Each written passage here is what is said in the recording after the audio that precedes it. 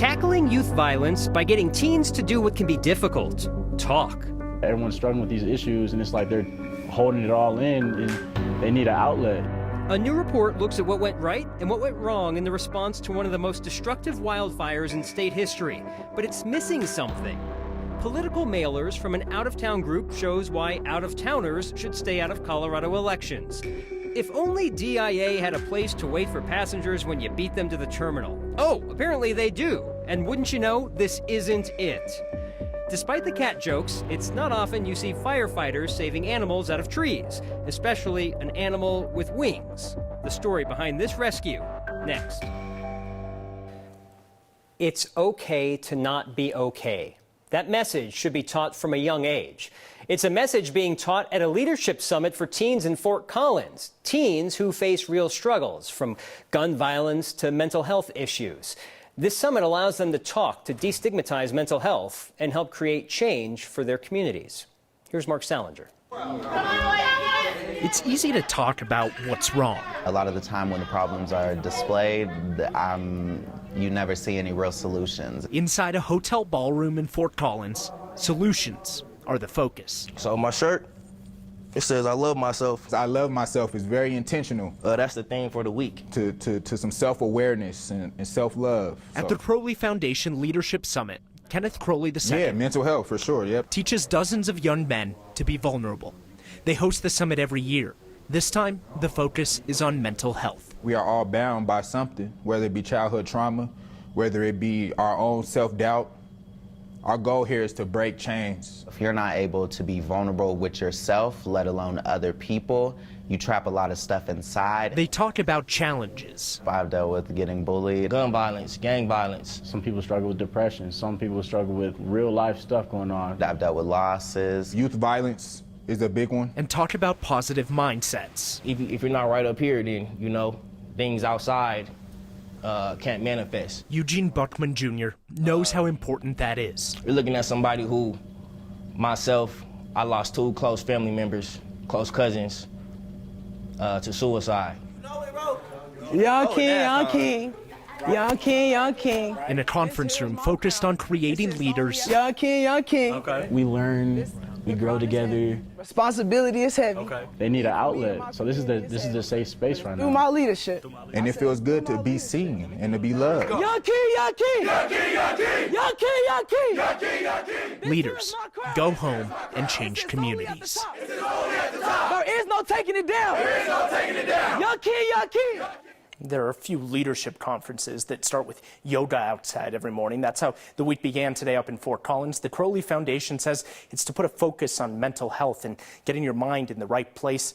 There are teams from as far as Oklahoma visiting Fort Collins this week for the summit. And the goal of all of that is for them to take what they learn here and bring it back to their own communities to create change there. Well, coming from out of state, that can't be cheap for everybody. How does it get paid for? Yeah, the Crowley Foundation only charges $100, but a lot of these teenagers are on scholarship just to get there. But we do want to point out that this was one of the first Word of Thanks organizations that we featured way back a couple of years ago. So Next Viewers actually helped keep this program going. Your money in action. Absolutely, right there, helping so many kids. Thanks, Mark. The King Soopers grocery strike has been over for 5 months, but the legal fight as a result of the strike is just beginning. A National Legal Defense Foundation has filed charges, meaning a complaint, against UFCW 7, the King Soopers Union. The complaint was filed with the National Labor Relations Board, which handles investigations into unfair labor practices. We were the first to report in April that the union was issuing fines of $250 a day for union workers who crossed the picket line. That's more than most workers would make in a day. Well, the National Right to Work Legal Defense Foundation is representing 2 specific King Soopers workers. One has been fined $3,800, the other $812. The vice president of that defense foundation told me today the 2 workers were not voluntary union members. He believes he can prove that they, and perhaps other union workers, were not told union membership is not mandatory. As we previously reported, these types of union fines are legal as long as they are not seen to be excessive. Audits are done to review the past, like the Marshall Fire After Action Report that looks at what went right, what went wrong, and what needs to be fixed for Boulder County, Louisville, and Superior's emergency response. That report was quietly posted on the Town of Superior's website last week. We discovered it last night. The city of Louisville posted it publicly this morning. It details dozens of recommendations to make the next emergency response safer. But many of those recommendations, particularly for Louisville, are missing one key element. TBD, to be determined. That's a common date in the future for many of the recommendations made in the Marshall Fire After Action Report, which looks at the emergency response by Boulder County, Louisville, and Superior. Of 18 recommendations made for the city of Louisville's emergency response following the Marshall Fire, 17 have TBD dates of completion. Is traffic still moving at all?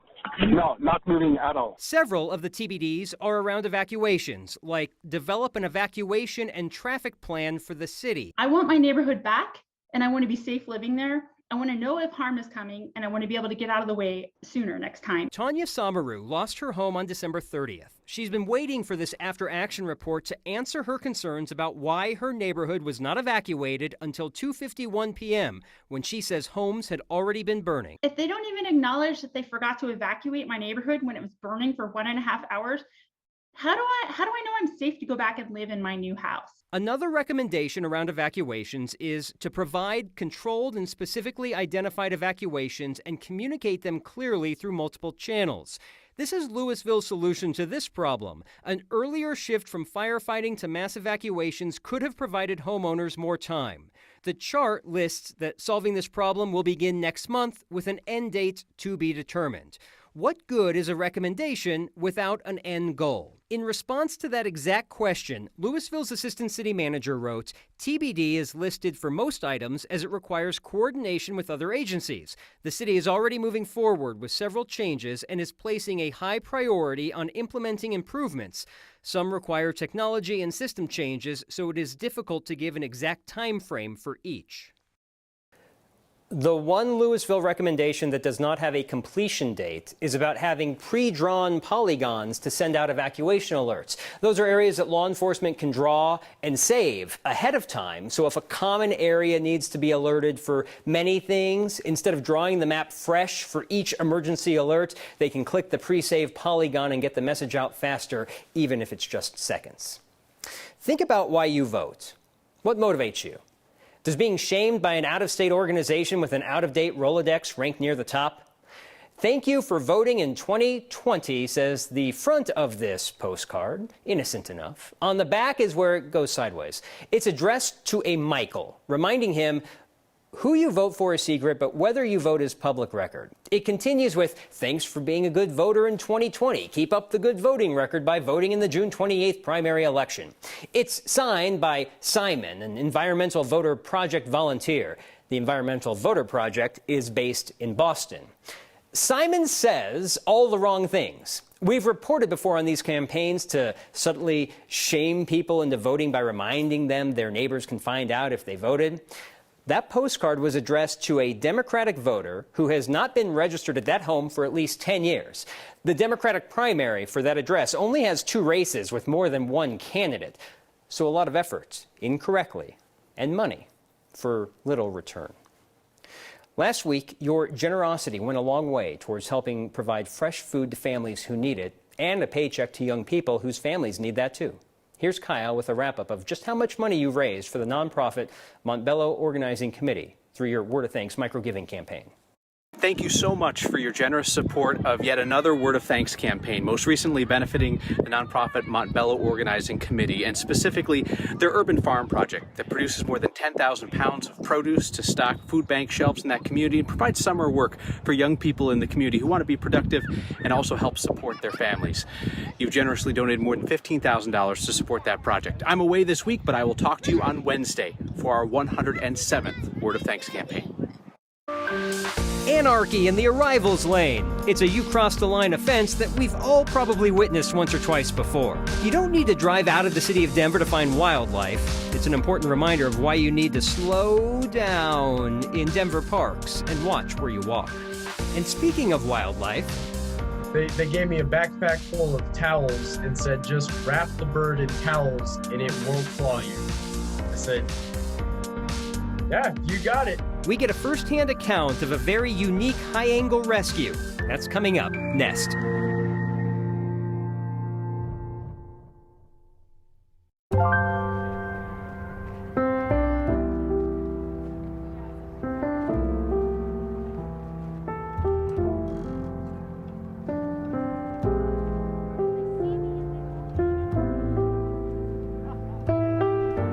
We're heading right back out there. Ask anyone who knows me, and they'll tell you I can be a bit slow to get ready.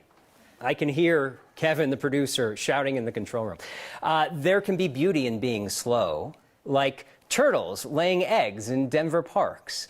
This Facebook post from the park people caught our eye. The group captured a photo of one turtle digging up a spot at Wash Park to keep its eggs safe.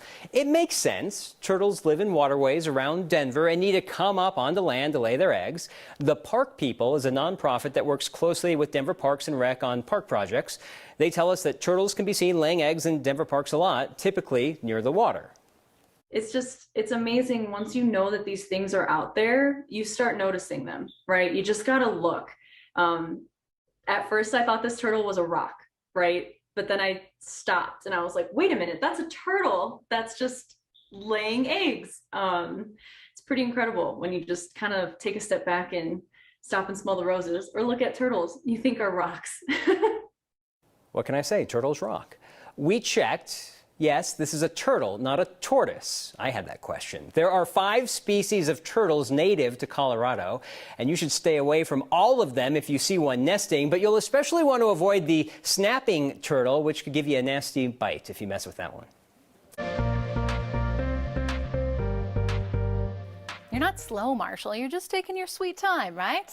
Yes, exactly. Hey, tomorrow we officially welcome in the summer season, the summer solstice happening, well, bright and early, 3:13 tomorrow morning. We touched 90 degrees out at DIA, a little bit above our average and not quite into record territory. That still stands at 99. That's where we're at in Ray this afternoon with some 70s in Kremling off to Meeker and 81 in Grand Junction.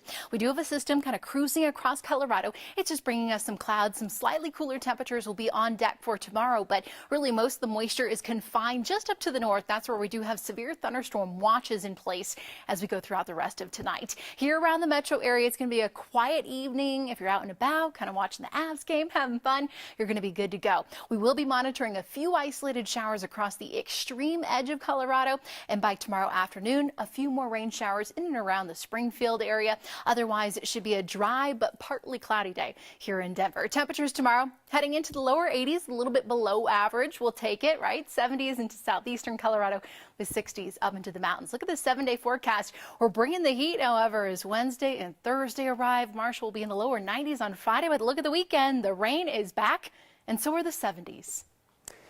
Turtle weather. I suppose, yeah. Juneteenth is now a state and federal holiday, which does not absolve you from having to pay $2 an hour at City of Denver meters. That's because it is not yet a City of Denver holiday. The city is currently working on adding Juneteenth to the list of city-recognized holidays. Funny enough, the Denver Public Library was closed today for the holiday. It is governed by its own commission, which voted last year to recognize Juneteenth as a holiday. The bold attempts to game the system for passenger pickup at DIA have gotten so bad we could probably do an entire show on all of the offenders out there. Instead, we'll just pick one for our You Crossed a Line segment. Sarah Sanchez sent us this photo last week with one simple question.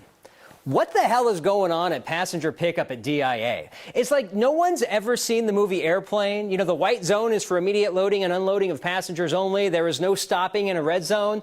Or next to a sign that says no stopping, no parking. Here's the thing. It wouldn't be happening if it wasn't working. We all know this isn't new. It's just getting worse. People who arrive earlier than the passengers they're picking up don't want to loop the airport, so they make their own rules. Now get this. If only there was a place you could wait legitimately. You could park, not burn gas, grab a coffee maybe, check your cell phone for any updates. Yeah, I did this instead of this. Check for any updates from your passenger, and once they text or call you that they're ready, you could quickly get back up on Pena Boulevard and go pick them up. Now, just spitballing some names here, we could call that the cell phone lot. I'm staring because it's a thing.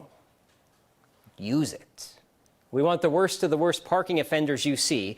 If you witness something you think meets that bar, snap a photo and email it to us at next@9news.com. It's kind of like a cat stuck in a tree, except it has a beak and razor-sharp talons, and firefighters actually decided to rescue it. I leaned over and the beak was about nipping distance from my head. The rescue of an injured eagle, as told by the man who saved it. That's Nest.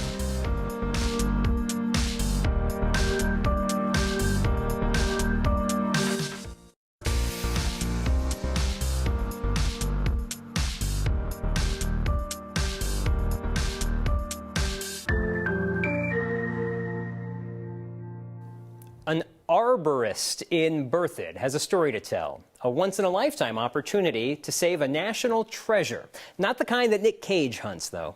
Photojournalist Byron Reed asked him to share his story. We get calls for things in trees, but never protected species or anything as cool as an eagle. My name is Dan Forbes. I'm with Wildfire. Yesterday, CPW gave our chief a call. They were looking for assistance with a baby eagle that was entangled in a tree. I knew an arborist who specializes in that kind of technical rescue, and so was able to give him a call. Hey, buddy. I was very intimidated. Here to help. Bald eagles are a whole different game. Don't claw me. I'm Andrew Harem. I go by Andy. I'm a certified arborist, and I'm also a trainer in our industry. He was able to take a look at it pretty quick and come up with a plan. I heard it was an eagle, and I said, the best I can do is get up there and look at it. I can't promise that I'm going to get close to this thing with talons the size of my wrist. Was able to get up there probably 5-10 minutes, recognized that the bird was in fact impaled on a branch. They gave me a backpack full of towels and said, just wrap the bird in towels and it won't claw you. I said, yeah, you got it. I'll try that. The other part that was really worrying me was the parents. They flew away when we got to the base of the tree. They were circling the whole time and kind of swooping in real low and then going over it and landing in another tree. And I was, yeah. I got up there. I had the backpack full of towels with me. I put a towel over it. It seemed to calm down. So I lowered it down to the CPW officers and they took it away. I was in the military. I love the eagle. It's a great American icon, and if I can help save one or protect it, that's something that I'll probably never get to do again in my lifetime. Let's hope you don't have to do it ever again. He says after he got the eaglet down, it was inspected by a vet from the Colorado Division of Wildlife and taken to a raptor rehab center in Fort Collins. It's a sign that parking where you should not could cost you more than just a fine. That and why journalists should stay away from math. Next. It's a sign that if you park in front of the vet hospital, you may just become a patient. Bill says he was out to lunch today in Castle Pines North when he saw this warning about parking in front of the nearby veterinary clinic. Veterinary hospital parking, all others will be neutered. Well, that doesn't make you want to circle around a few more times until another parking space opens up. I don't know what will. Perhaps we should put that sign out at DIA. So, some feedback tonight on why I shouldn't talk about math anymore. It's from Dennis, a retired math teacher, under the headline, "So many people look up to you as a role model." He says, when I was talking about that King Soopers grocery worker who had a $812 fine, I said 812, which puts the decimal place after the 800. Why I should stay away from math, and more things you'll learn about me next time.